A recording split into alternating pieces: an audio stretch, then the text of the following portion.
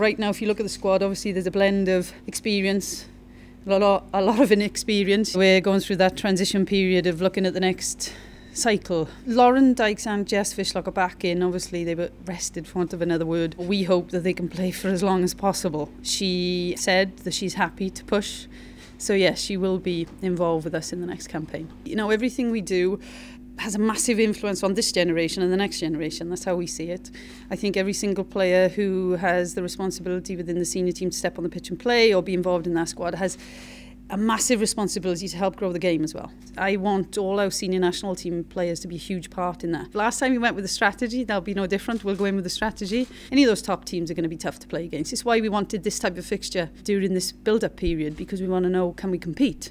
And if we can't right now, then what do we need to change in the next 6 months to make sure we can? There's expectation on the group, on myself, on everybody involved. For me as a head coach, it's not necessarily about keeping progressing, it's about maintaining the standards we actually hit in the last campaign. Emotionally, it was very draining, that campaign. Every campaign is emotionally draining.